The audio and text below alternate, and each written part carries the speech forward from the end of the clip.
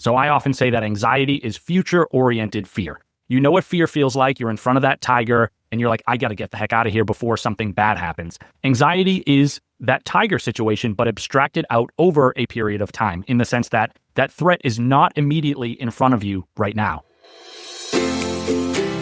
Welcome to the Inspired Living with Autoimmunity podcast, the podcast for high achievers who want to stay sharp, focused, and full of energy despite their diagnosis.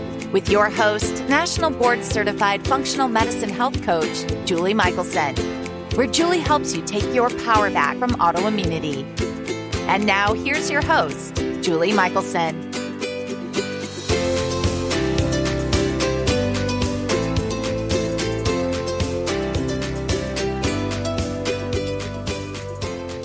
Welcome back to the Inspired Living with Autoimmunity podcast.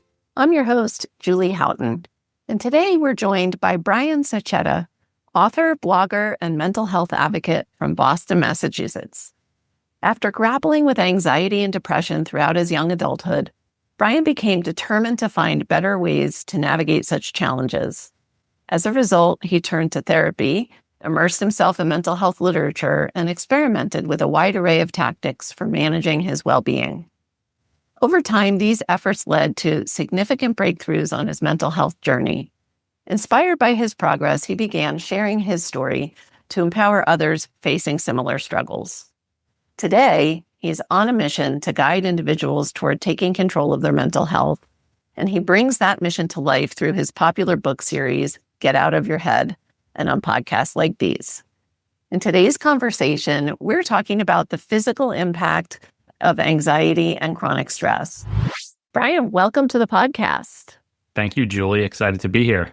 I am excited to have you. I know, it's not even I believe, it's such an important topic and an important conversation, right? As people didn't used to talk about things like anxiety. So I would love for you to just introduce yourself a little more informally with listeners and share some of your journey.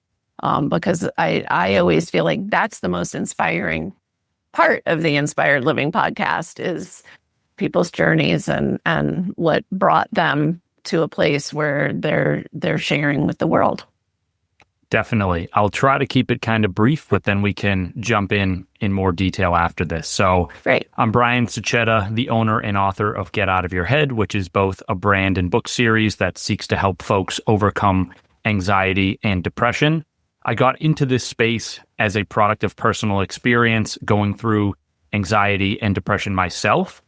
And along the way, right, I think anybody who has dealt with anxiety or depression can relate to the fact that dealing with those things is really painful. Mm-hmm. And, you go through years of anxiety, you go through some bouts of depression, and it hurts. It really affects you in a negative capacity. And so as I went along my own journey, and I started to make progress with both of those conditions, I held on to that idea of knowing how painful the anxiety and the depression were and can be. And I talked to a lot of different people, right? And they kind of, relayed their own concerns and issues and saying that they too deal with these same kinds of things. So seeing that pain in other people, it makes me empathetic, or the empath in me comes out and makes me want to help. And so along the way, I came up with different things that helped my own conditions, and eventually just got to the point of wanting to turn around and help some of those people that I had talked to on that journey. So the journey continues today in the sense that, I've got 2 books out on the marketplace, one on anxiety, one on depression, but, I'm not a doctor, and I'm certainly, I'm human, right? Where I still experience some anxiety, I still experience some depressive days, right? And so what I'm trying to do, and what I've always been trying to do, is sort of use my life almost as if it were a little bit of a science experiment, right? Trial and error, figure out things that work for me, things that don't, and then just write about those things and talk about those things and share them with other people in hopes of helping even more folks along the way. I love it. It is amazing. And thank you for stepping into that place where you're taking your experience and helping others, through your story and through the things that you've learned. That I love that you said life is a science experiment, because whether it's anxiety, depression, autoimmune, diet, I have people say to me, well, what do you eat? Tell me what you eat. You're better, you know, and I'm like, but that's me. You can try certain things or, you know, and so I do think that for all of us, wherever our focus is, just realizing that like, if this doesn't work, we try something else. And that's the gift that we get, you know, and maybe what worked 2 years ago isn't working right now. And so I think both anxiety and depression can be really isolating and lonely. And so you using your voice to guide others is really important. And I feel like I'm allowed to say this because I'm married to a physician. Like a doctor isn't necessarily the right person to help you with the tools, depending on their experience and their knowledge. And so sometimes when we've come through something, that's what people need is that, like you said, you know, those of us that are can be empathetic and really understand where somebody may be sitting, whether it's with autoimmune or anxiety or both. I do think, and I'm excited to talk about it, but you know, they are definitely connected. And as somebody who grew up with anxiety, I definitely feel like that certainly, if I had the tools I have now, you know, maybe I would never have had autoimmunity express. Who knows? I don't know. You know, but then what would I be doing? You know, so I am where I'm supposed to be. But I love it, and I love your brand and your website, and if you can, this is going to sound strange, but you make it fun. Like you're relatable. And even just the name of your brand is like, oh my gosh, yeah, get out of my head. How do I get out of my head? Brian's going to help me do that. And so, yeah, so good job with that. I don't know how you came up with that, but it's sometimes the most simple is the best. I totally agree with that. And I appreciate the compliments. Yeah. On the brand side, right? The name is Get Out of Your Head. It really comes down to the fact that like, our brains and our minds are so powerful. It's almost like this reality distortion field that we put on ourselves. Yes. So you have a public speech coming up or an interview that you're going on, and our brains are so powerful that they can turn that thing, which is, sure, it's scary, but it is most literally not the end of the world. It can turn those things into what feel like the end of the world. And so sure. One of the challenges in this space is you have people who are totally on the outside and they will say, it's a job interview, get over it.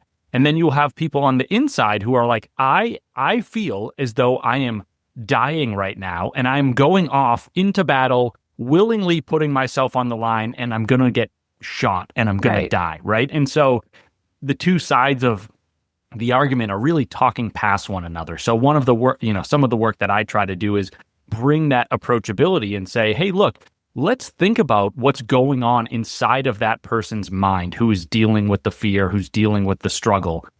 And maybe if we have an open conversation, we can get to the point of allowing other people to see the fact that, hey, maybe this thing isn't the end of the world, but the response that is occurring inside of that person's brain and body makes it feel that way. And so the get out of your head piece, right, is kind of that constant reminder to folks to say, it's not downplaying what you're going through. It's saying your brain is so powerful and your sympathetic nervous system is so powerful and you are wired for survival. Your brain will do anything it needs to do to get you out of potentially threatening situations.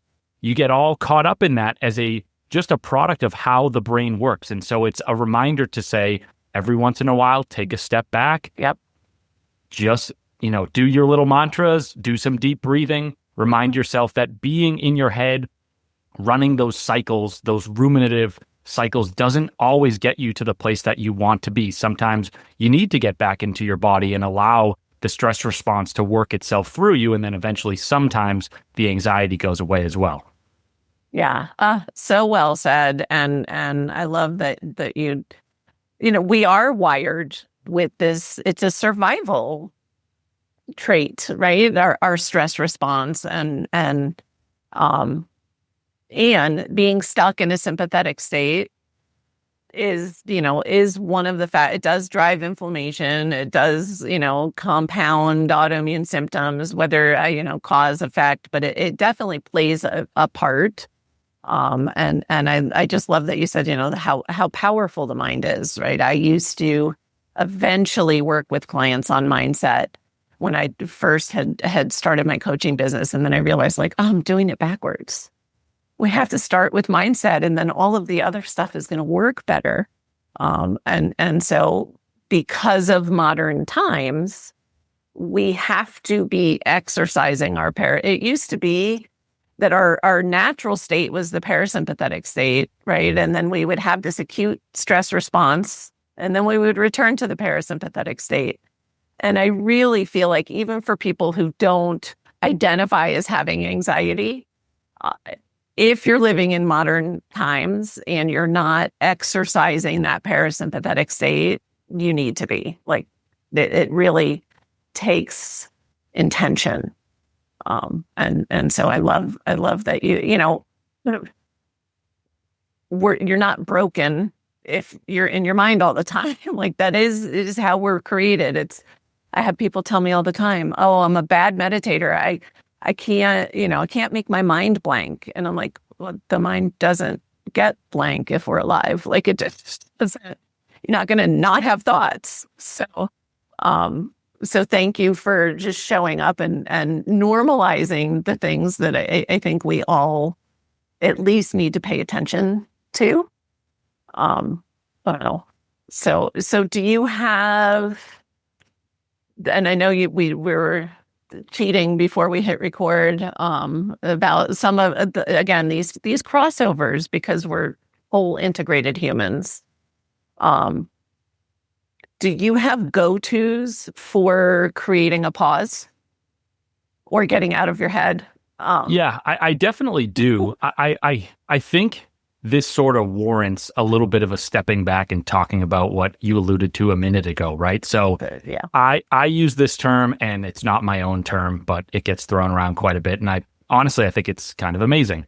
This term called evolutionary mismatch. Yes. So essentially, right, you go back 500,000 years ago and think about the fact that, we used to be essentially evolved apes that further evolved on the plains of Africa, right? And at that period of time, or in that epoch, right, we had certain mechanisms in our brains that rewarded us for certain behaviors, or sort of disincentivized us to do other things. And so one of those mechanisms in our brains is the fact that, or, I guess within our entire bodies, right, we have our nervous system, and we have that sympathetic response, or that sympathetic nervous system, which is essentially that fight or flight response. And so what happened was, over long periods of time, many centuries, the body evolved to say, hey, if there's something threatening in front of me, I need to essentially put my body into a heightened state and find a way to run away from this thing or fight with it. So that's that fight or flight response. You now move forward into today's times. Mm-hmm. We haven't really evolved all that much in the last 30,000 years. And honestly, it's probably even longer than that. But I would say we haven't evolved at all in that period of time.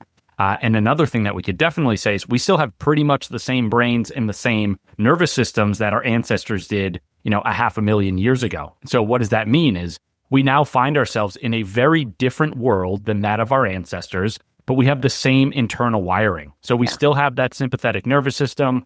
We still have the acute stress response. The problem is that the world is so different today. So whereas 500,000 years ago, one of your ancestors came across a lion or a tiger every once in a great while and ran away from it or fought it, God willing, they got away from it. Probably wouldn't be here if they didn't. Right. Today, we obviously don't face lions and tigers, literal ones, on a daily basis, but we face a lot of stress. And so our bodies are designed for acute stressors like that tiger. They are not designed for the chronically stressful world that we now find ourselves in. And why I really want to take time to make this emphasis is, there are times in the world where I look around and I'm like, oh, everything's so broken. How did it get this way? Whatever. And if you look at the timeline that I kind of just laid out, it all kind of falls into place and makes sense. And when you say, why do people experience so much anxiety? Why do people experience so much stress? Why are rates of heart disease as high as they are? Obviously, there's a million different answers that we could provide.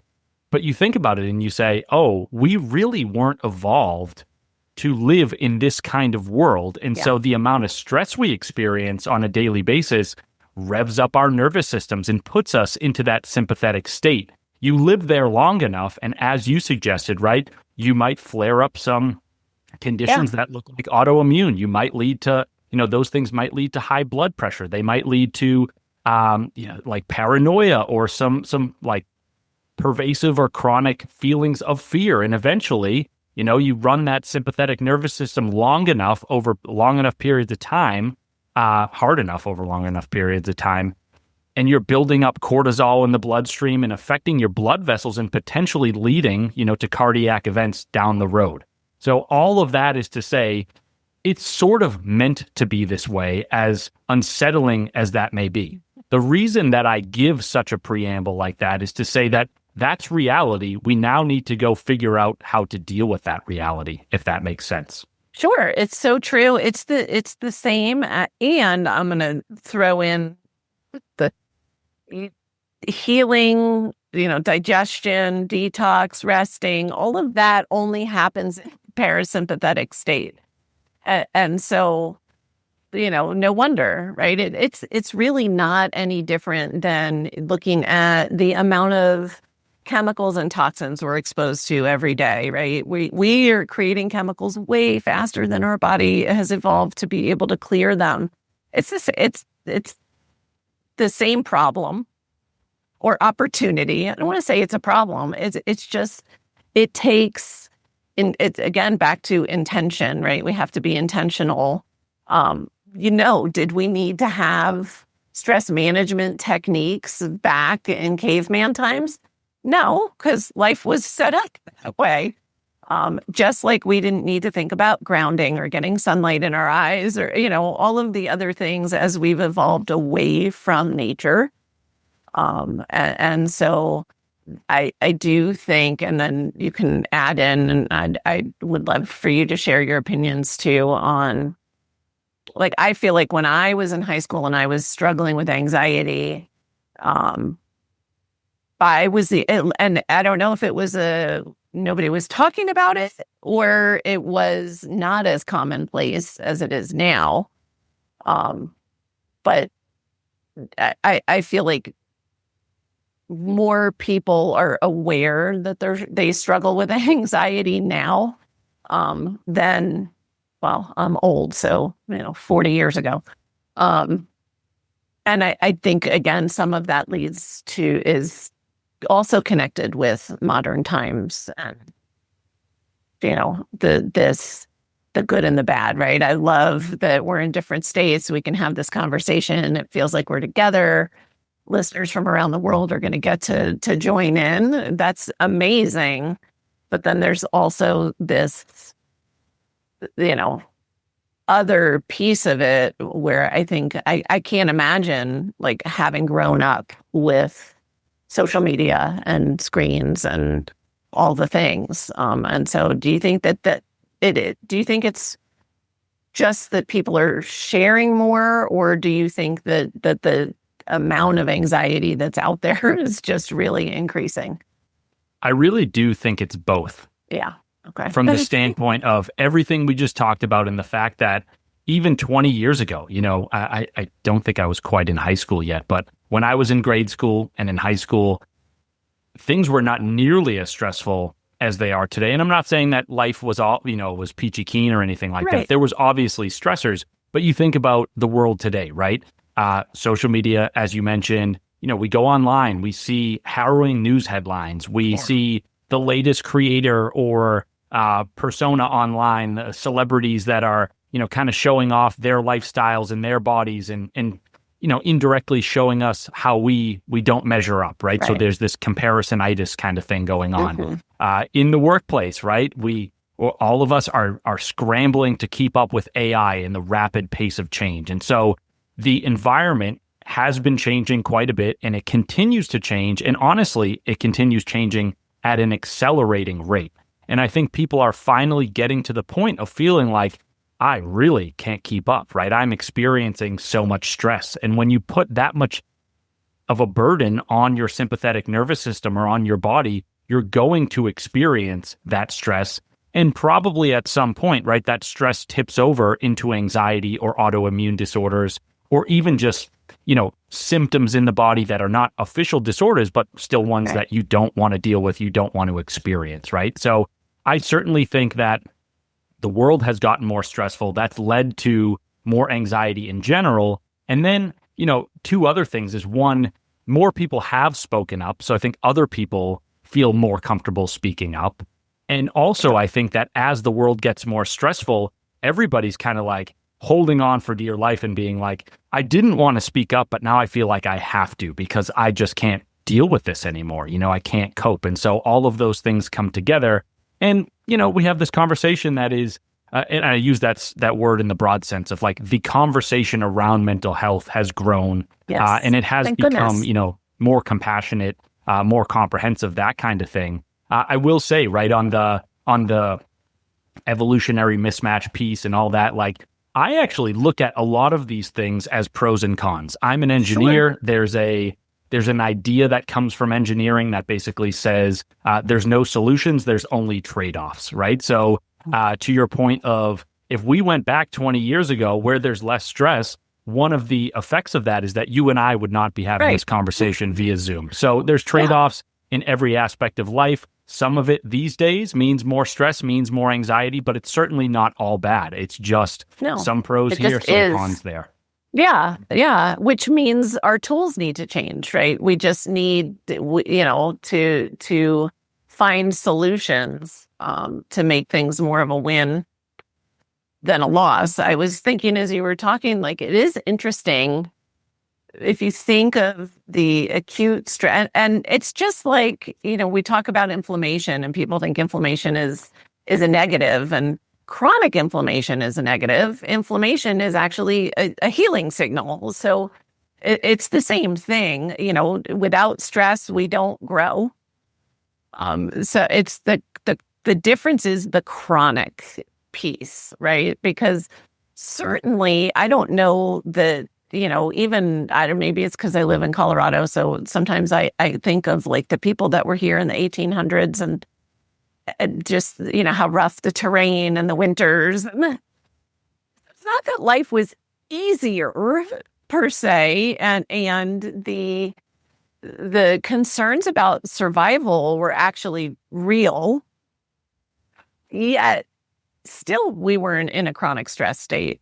And so now, like you were saying before, the things that are sometimes driving the most anxiety are not, the world isn't coming to an end or your life isn't coming to an end.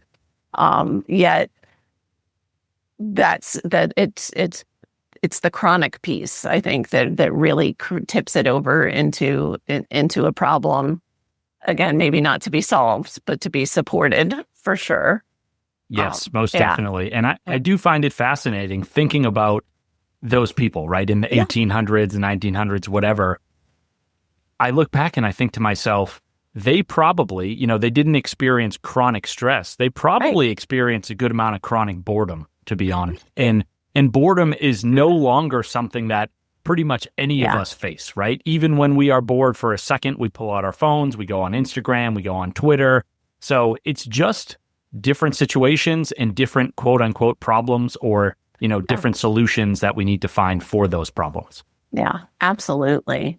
Absolutely. So I'm curious your take on, we're talking about like that chronic stress and either whether it leads to a chronic illness or leads to feeling stressed out or identifying as like, oh, I'm anxious. I come across a lot of clients who, when we start to talk about stress, they'll say, oh, I'm not stressed. And then they share, I'm like, okay, well, tell me what your life is like. And I'm like, wow, I'm stressed just listening. So I like, is there such a thing as like numbing ourselves. In other words, like some people are living in such a constant sympathetic state that they don't feel stressed out. They're not aware because that's their normal state. Yeah, I think it's very possible.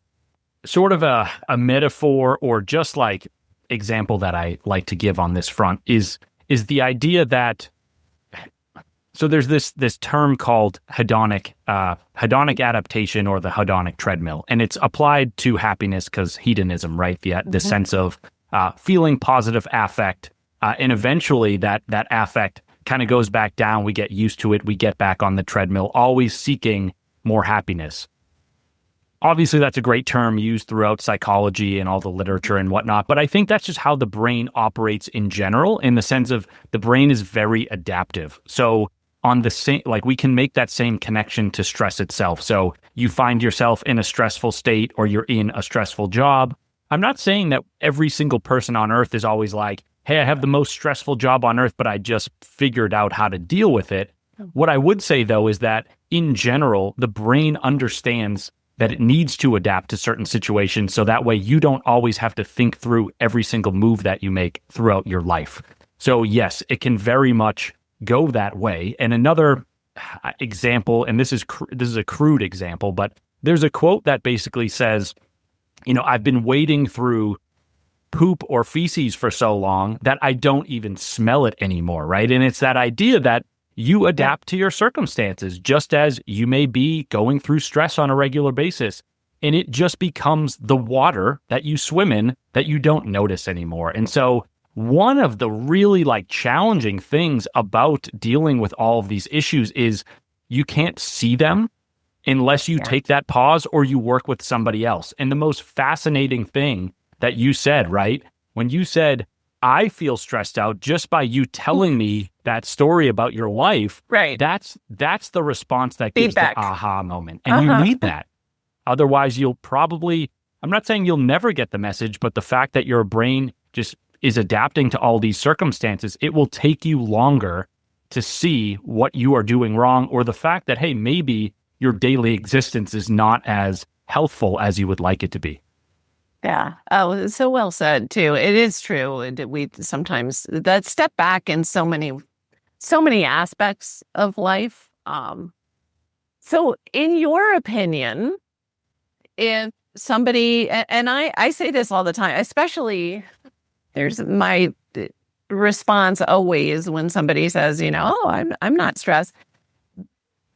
Working with me because they have chronic illness that's impacting their life. So I call BS, and not that they're lying, but that they're just not, just having chronic illness is stressful. And can be, right? And I think that sometimes the head in the sand is not serving people.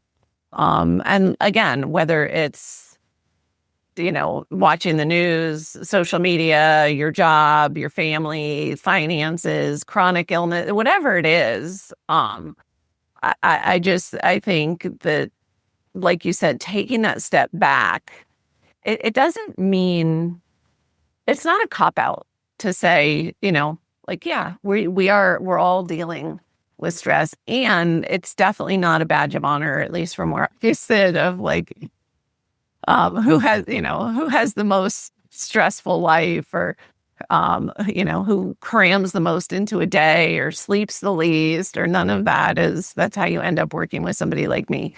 So it's not, not recommended, but how do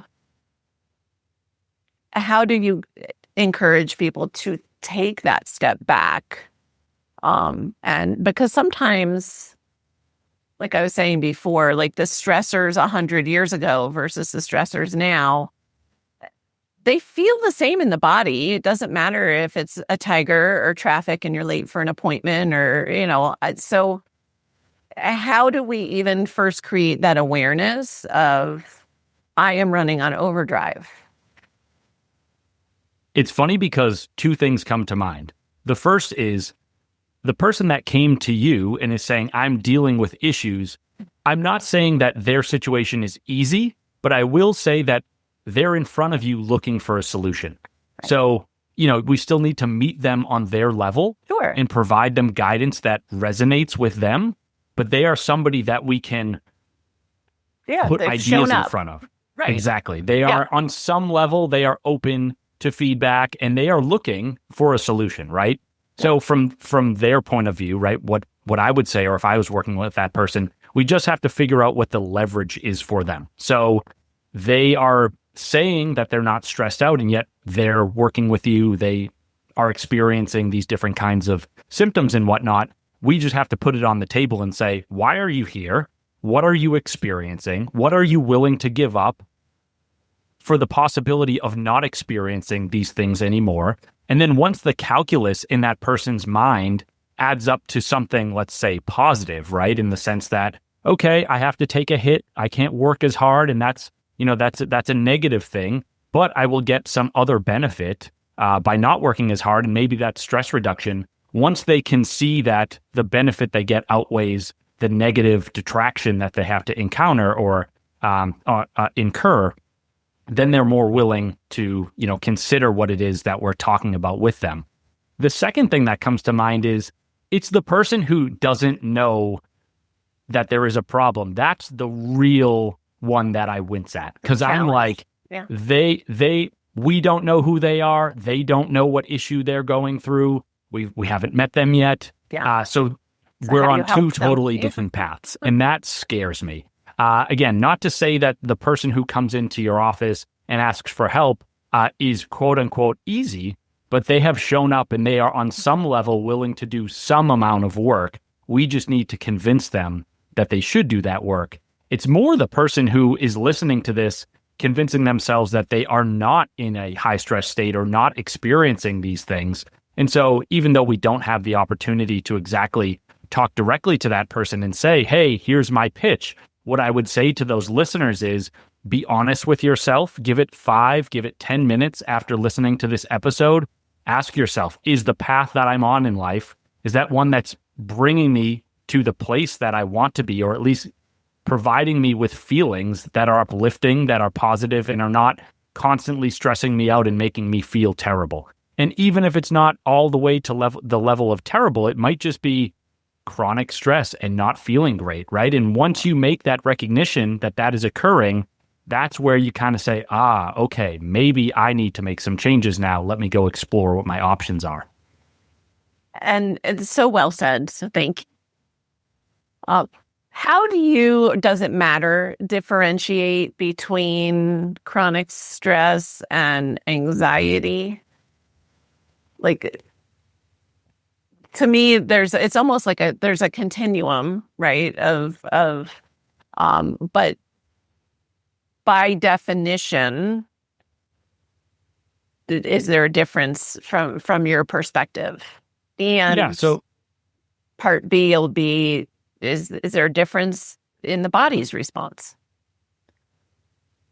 I love part B. We'll get to that for sure. So let's talk about what stress is, and then chronic stress, and then anxiety. Okay. So stress, the most basic definition I can give is it's the response in the body, or it's a feeling when the resources that you have are outpaced or outstripped by the demands put on you, right? So as a very simple example, if you say, I have to go do this task, it's going to take me 3 hours, and I only have 1 hour to do it, you are going to feel stressed out. Now, within the body, right, like what is the response that occurs? It is usually the heightening of your sympathetic nervous system, right? So it's that same circuit that basically says there's some kind of threat here. So let's get the blood pumping. Let's, get the heart racing. Let's get tunnel vision. Let's put butterflies in the stomach. Or at the very least, like, let's move blood away from the stomach and toward the extremity so that way we can take action. Chronic stress is essentially being in that state and feeling those feelings all the time or a lot of the time, right? So how do you fall into chronic stress? You either have an insanely busy life, or you are just in a few different commitments that are always putting those demands on you. And it could be, a literal demand of like, okay, I have 1 hour, I need 3 hours. It could also be more abstract from the standpoint of, I go to my job every day and my boss is demanding, or my boss is not a nice person, and I only have so much tolerance for handling, the fact that he is rude, or the fact that he's always, hurtling insults my way, right? Again, it's the demand outpacing the supply or the resources that we have, just not always in a nice, clean 1 hour, 2 hour kind of thing. Same response in the body there, which is when you get stressed out, right? You feel it. You're on edge. You're tense. Maybe your palms sweat. Maybe you start, the thoughts in your mind start racing. So it's very similar in that regard. It's just stress dialed up quite a bit and quite often. Anxiety is similar, but not exactly the same. So I often say that anxiety is future-oriented fear. You know what fear feels like. You're in front of that tiger, and you're like, I got to get the heck out of here before something bad happens. Anxiety is that tiger situation, but abstracted out over a period of time, in the sense that that threat is not immediately in front of you right now. You're just thinking about eventually being in front of a tiger or a proverbial tiger. If you think about anxiety and the response in the body, it's very similar to those other situations of stress and chronic stress. And that is essentially that heightened sympathetic response. Your heart races, your mind whirls, your palms start sweating, blood rushes to your extremities. And so it's all essentially the sympathetic nervous system in all of these situations gets turned up. And the challenge, right, is even though stress and anxiety are two distinct things, they're also closely related and linked by that sympathetic response. So if we're always in stressful situations and that sympathetic nervous system is always turning up, then let's say we add some concern in our lives where we don't know how we're going to pay our bills next month. And if our nervous system is already on edge, guess what? We're already feeling those feelings of fear and, sweaty palms and heart racing and all that. And then we add that concern to the mix, and we're going to feel even more of that. And it's going to become easier for us to tip from stress into anxiety because the stress response is already activated. So one of the things that I love to talk about on the autoimmune front, or, sort of the chronic conditions front, is saying that when you deal with a lot of stress and you're putting, either you're putting too many demands on your sympathetic nervous system or your nervous system, or the world is placing too many demands on you,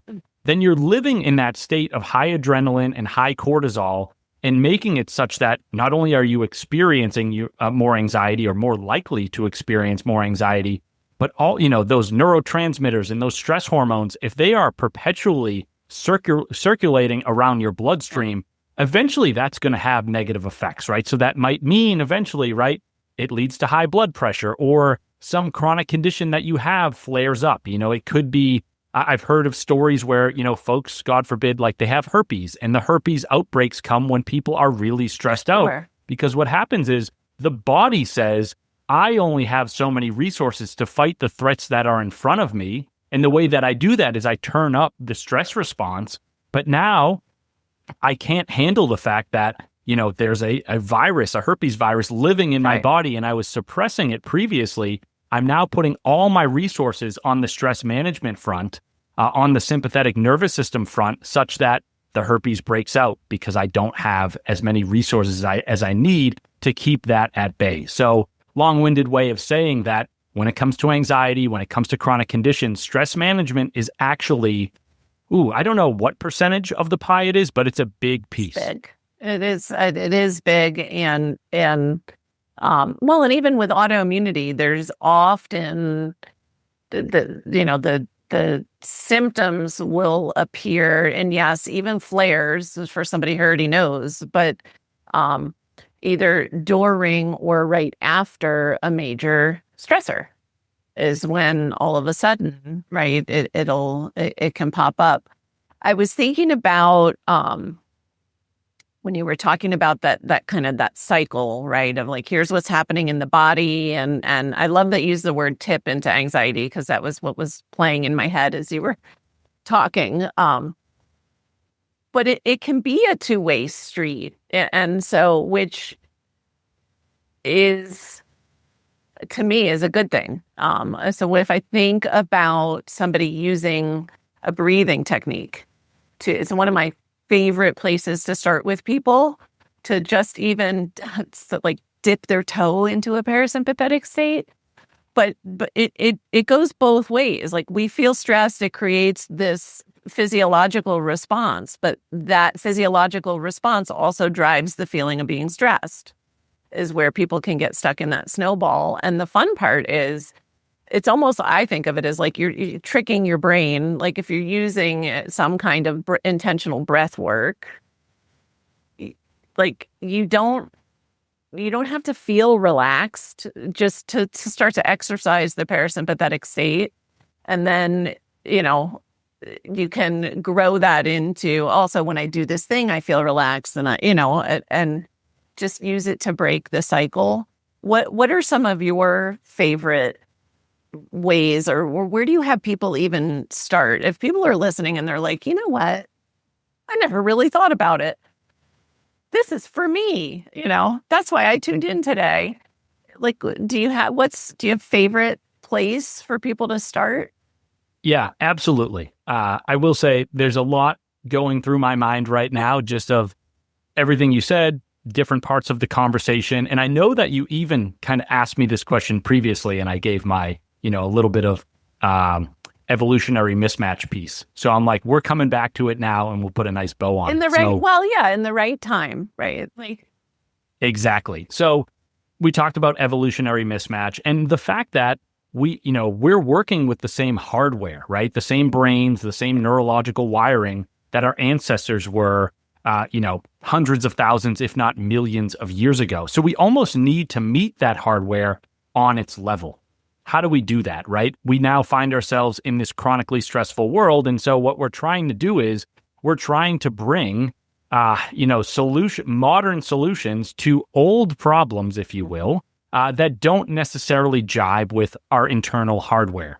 Go back to, living on the idea of living on the plains of Africa, being in front of a tiger, being in front of a lion. What were the tools that our ancestors had at their disposal? And also, what aligned with the makeup of their brains and bodies? Because, like we said, spoiler alert, same bodies. Yep. The main ones are the physiological ones. So they are moving your body and they are breathing. I know you just talked about breathing, so let's do a little bit more of that. It's funny because when I think about evolutionary mismatch and all that, and the way that our brains are wired, right? Imagine being in front of that tiger, and the cortisol in your gets excreted, and the adrenaline gets pumping and all that. Those chemical messengers are saying, get the heck out of here. Yeah. Run for your life. Fast forward to today, those same chemical messengers are still blaring out. I know it's probably the wrong verb, but they're still going haywire, right? We need to align ourselves with the way that our brains and bodies were constructed. And when we feel that stress, when it's possible, now obviously you can't do this in the middle of a traffic jam, but when you feel that stress, get up and move your body. Go for a walk, possibly go for a run, right? The idea is we want to take those chemical messengers, hear their message, and put them to good use. They are essentially saying, we are driving you to take action and get out of here. So that's really what you need to do amidst this stress. All of it is in service of getting that sympathetic nervous system to quiet down, or getting that sympathetic response to power down. If we go for a run, if we go for a walk, if we move our bodies, we are implicitly sending a message to our brains that says, I got this, I've done what you asked me to do, please turn off the alarms. Now, again, like I said, we can't always do the thing where we get up and go for a run or go for a walk. Sometimes we're in traffic, sometimes we're in a meeting. There's a couple other good things we can do in terms of our physiology on this front. So one of them is just moving your eyes back and forth. It comes from EMDR, which is a kind of therapy that's often used for like traumatic experiences and processing those. So EMDR stands for eye movement desensitization and reprocessing. Now, obviously, like some people have dealt with trauma, some people have not. I'm not going to go into that here. All I'm going to do is say that the takeaway of EMDR is to say that you can send a calming message to your brain and to the fear center of your brain, the amygdala, simply by moving your eyes back and forth. And one of the nice things about this is if you're in that, staff meeting, or you're on a call with other people, if you're in the office and you can't get up and you can't go for that walk, what you can do is you can close your eyes and then you can move your eyes back and forth while your eyes are closed. Do it for 10 seconds, see what happens, just take a quick pause. If that's not accessible, there are other things we can do, like the deep breathing, right? So science shows us that when we breathe in, or we activate the sympathetic nervous system a little bit by speeding our heart rate in our bodies up. And when we get a full deep exhale, we activate the parasympathetic nervous system, effectively slowing our bodies back down. So, if you're in traffic and you can't run, or you're in that meeting, or you're on a Zoom call and you're like, I don't want to move my eyes, I don't want to close my eyes, that would be kind of strange right now. Take that pause, take that breath, do some deep breathing, make sure to get that exhale. And one last one on the physical side is, again, all of this in the interest of trying to slow our nervous systems down and get ourselves back into that parasympathetic state, or at the very least, kickstart that transition, right? I'm not saying we're going to be 100% tranquil after we do this, but we're just trying to get from that totally frantic mindset into something more manageable that we can work with. And so the last tip that I would give on this front is there is something in the body called the dive reflex, and it seems to be a product of evolution as well. And it essentially says that when you submerge yourself in cold water, it also slows your body down. So obviously, we're not always going to go jump into a cold pool or a bath or a cold shower all the time. But what we can do is we can get up, we can go for a walk, we can go to the bathroom, splash some cold water on our face, and get a little bit of that same response by activating that dive reflex. So all of these things, right, are looking at the problem of stress and saying, how did our ancestors potentially deal with this however many years ago? Because again, we have that same hardware inside of us. We're dealing with that same hardware. So the solutions, they don't have to be the same, but I think it would make sense if they were quite similar. Once we get a little bit of that parasympathetic activation, we can then go into some more modern techniques. And a lot of those that I talk about in my first book. So, yeah, which I love. But so I love because again, you're great at just meeting people where they are. And I do think it's important for all of us to have tools that we can use on the fly as well. And I know this would be a whole nother episode, but I'm curious just your position on if somebody is struggling with anxiety, because you mentioned the EMDR and trauma. Do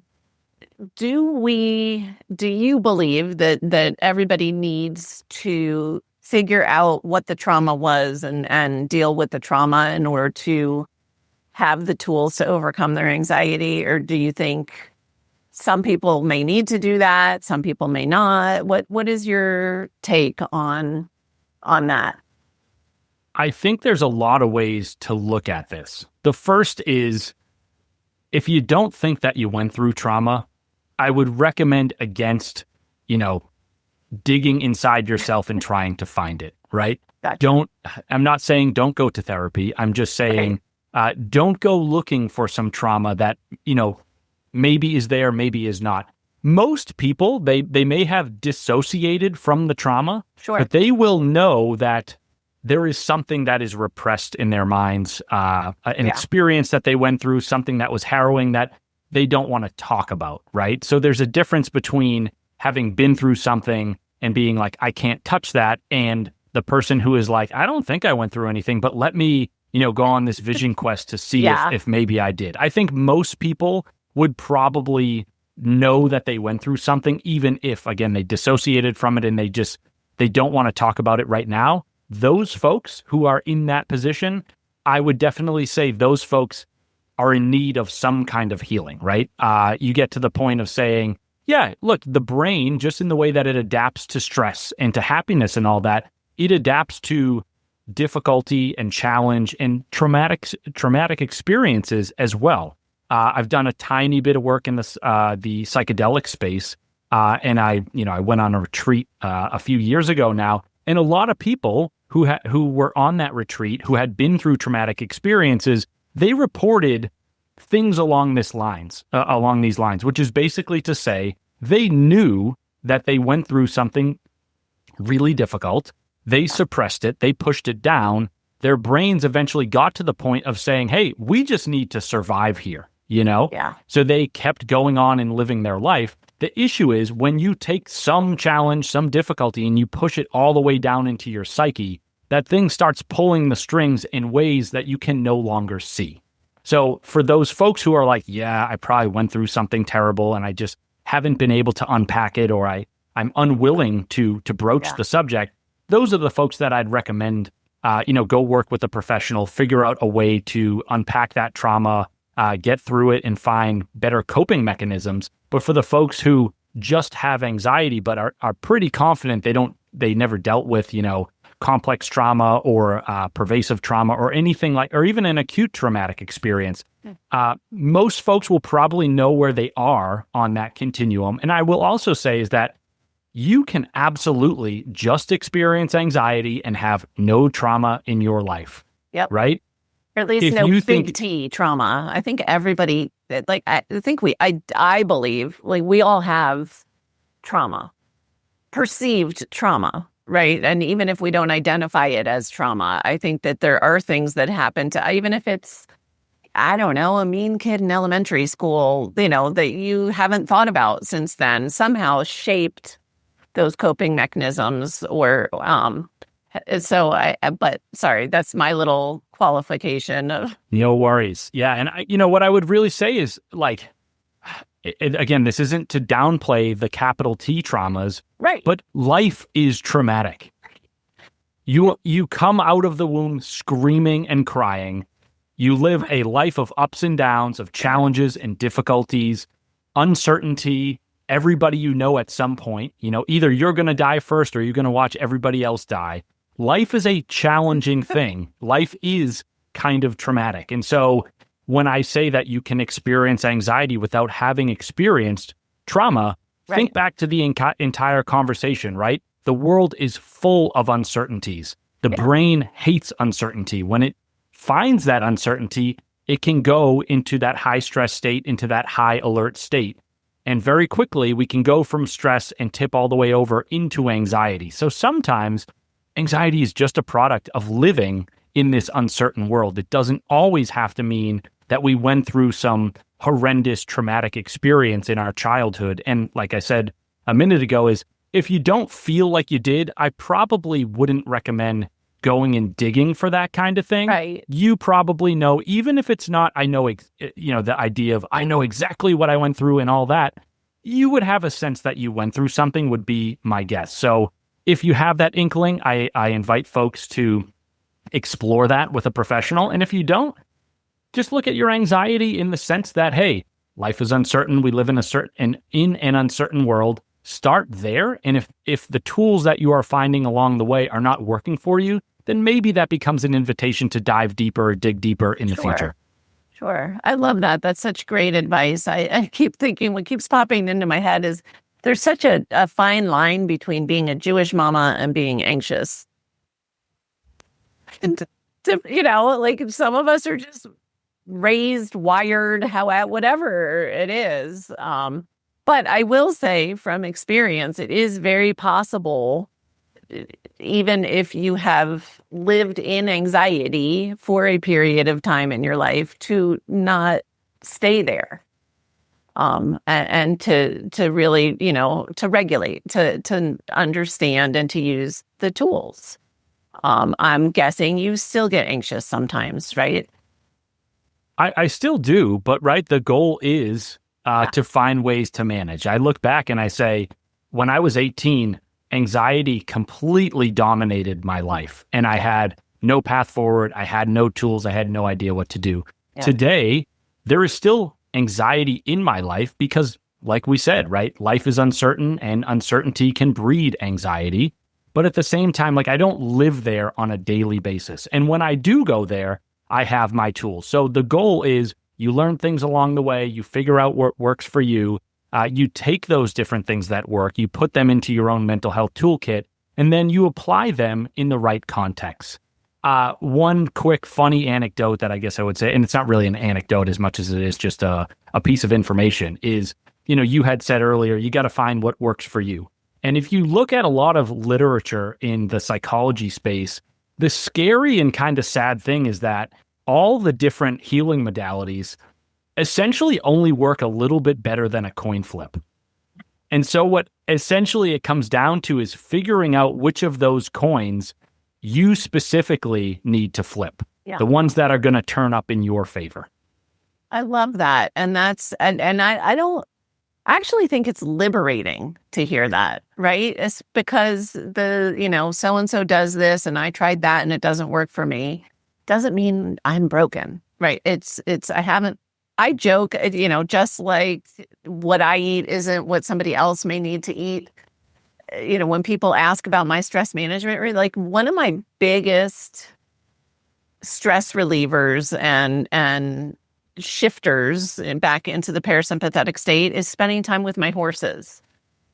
For some people, loving on a 1,200-pound animal is not going to reduce their feeling of anxiety or stress, right? And so that's it's not like breathing or, any of those tools. But I think we also have these not scientifically proven things that can help us too. And they should be included in the toolbox. I think the toolbox should have both of those.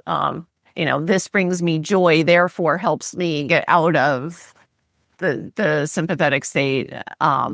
And so, but I do think I use the horses as that perfect example of it's not one size fits all, because, some of the things that help you may drive stress for me. Who knows, so I think that, gosh, if listeners only get that takeaway of, the finding what works for them, and knowing that no thing works for everybody, is really, really important.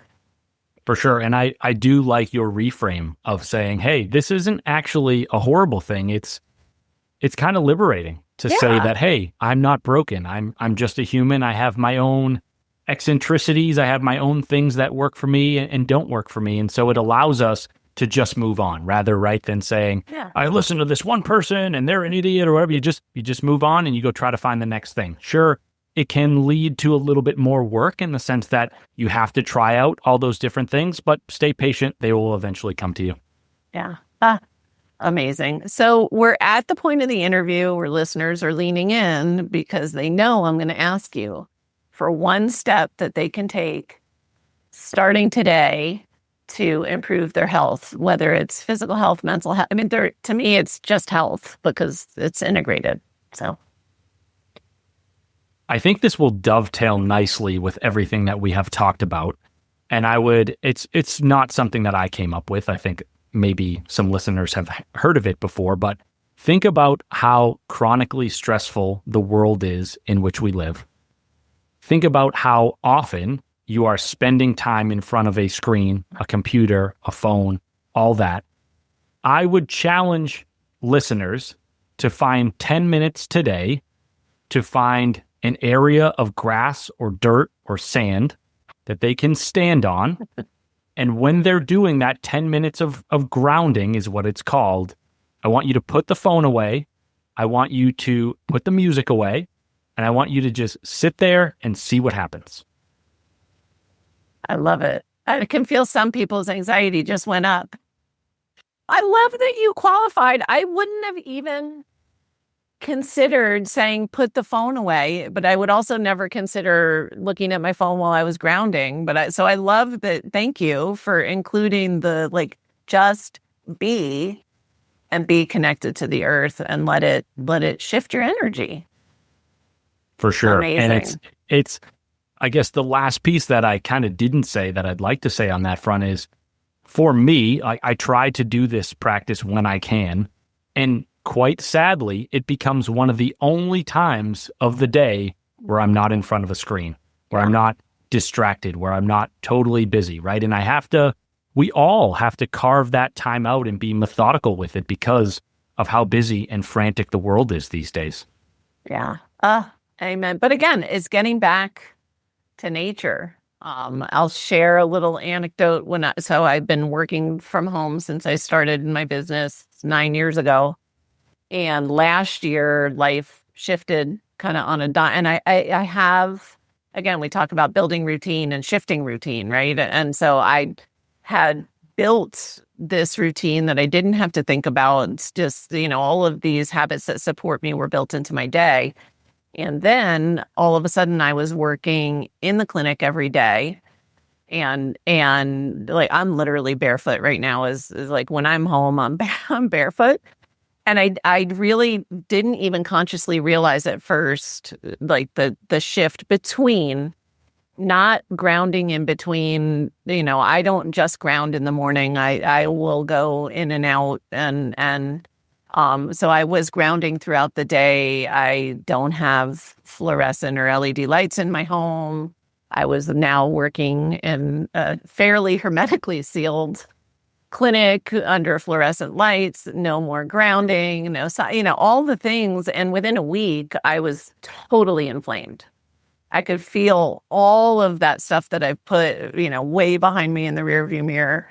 And it was such a great reminder of, oh my gosh, I need to recreate a routine. My life looks different right now. And all these things that just naturally occurred during the day. And so one of the things I love about grounding, if you will put technology down and just be, is what I would do when I work from home. It to me is it's balancing, right? It's not about, so if I'm tired, it will energize me. If I'm anxious, it'll settle me down, or feeling stressed. It really does. And we don't ground unless we're, again, back to intention. That's what it takes in modern time is to be intentional. So I'm just really excited that was your one step, because it's huge, and what it will do for inflammation, for mood, for energy is amazing. And I'll throw out there, I think if somebody has never, if they felt their heart rate increase when you said, put your phone down, just be for 10 minutes, start with 5. That's okay. Just wherever you are. I love that. Yeah. And as you said, that's what I try to do. I try to meet people at their level, right? I want to make these things approachable. And hey, if it's 1 minute, that's a win. Just build little small habits and try to stack them on top of each other and keep making progress. Amazing. I'm going to say it again. I know we already talked about get out of your head, but where, for people that aren't going to check the show notes, where is the best place to find you? Yeah, just go to getoutofyourhead.com. It's all one word thing, if you will. No dashes, no underscores in that. Yeah. And it's great. And there's lots of good stuff on the website. So, Brian, thank you so much for sharing your journey, your knowledge, your wisdom, and your expertise with us. It is such an important topic. It is so integrated into daily life for so many people right now. And again, especially for our community of listeners. So really, really appreciate it. My pleasure. And thank you for having me, Julie. My pleasure. For everyone listening, remember you can get those show notes and transcripts by visiting inspiredliving.show. I hope you had a great time and enjoyed this episode as much as I did. I'll see you next week. Thank you for listening to Julie Michelson's Inspired Living with Autoimmunity. Did you enjoy this episode? Please like, share, and subscribe wherever you listen to podcasts. If you'd like to get a transcript of this and every other episode, just head on over to inspiredliving.show or click on the link in this episode's description. There, you can also find everything we discussed in this episode, including links and information about our guest. You can even send in your questions to be answered by Julie in a future episode. That's inspiredliving.show. Until next time, this is Julie Michelson's Inspired Living with Autoimmunity podcast, helping you take your power back.